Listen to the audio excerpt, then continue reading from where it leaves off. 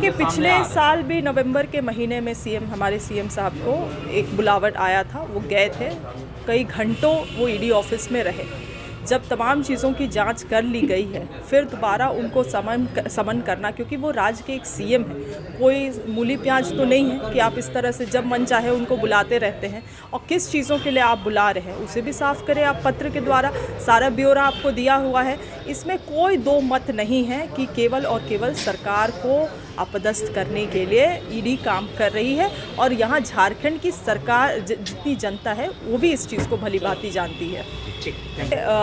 ED का जो क्रियाकलाप है ये कोई नई बात नहीं है, पूरी जनता जानती है अब कि जिस तरह से, और सभी जगह में चर्चा भी है कि जहाँ जहाँ पे गैर भाजपा शासित राज्य हैं, सरकार है, उसको अपदस्थ करने के लिए ईडी का लगातार से प्रयास है।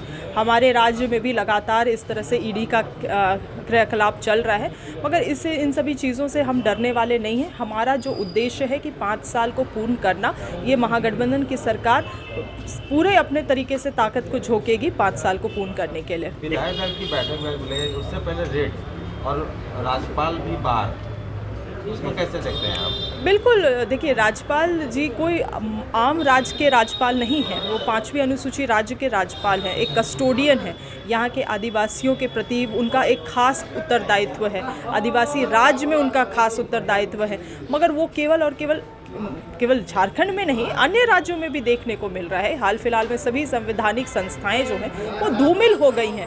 गवर्नर हाउस भी किसके इशारों पे काम करता है वो कोई छुपा हुआ नहीं है। इसको तो कोर्ट ने भी इस चीज़ को आह्वान किया है कि किस तरह से महाराष्ट्र में क्या रोल रहा था वहाँ के सरकार को गिराने के लिए जो गवर्नर साहब का। तो इस तरह से केवल और केवल अपने आलाकमान के निर्देश के अनुसार ये लोग काम कर रहे हैं। यहाँ के भी गवर्नर, ये उचित नहीं है।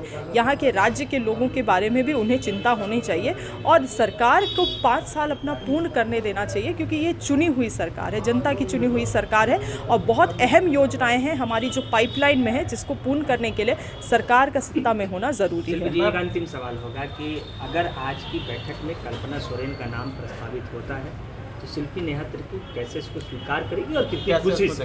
देखिए ये सब जो अफवाहें मार्केट्स में चल रही है, मैं उन सभी चीज़ों में कोई टिप्पणी नहीं करना चाहूँगी। जो अस्वस्थ होकर बातें सामने आएंगी, हमें इतना कह सकते हैं INDI के जितने भी पार्टीज़ हैं, एक स्वर में हम लोग रहेंगे। मैम, एजेंसी की बात करते हैं, एजेंसी जो भ्रष्टाचार मुक्त कराने की बात कहते हैं, तो सीएम क्यों नहीं जाते हैं? जो इतनी बखेड़े आज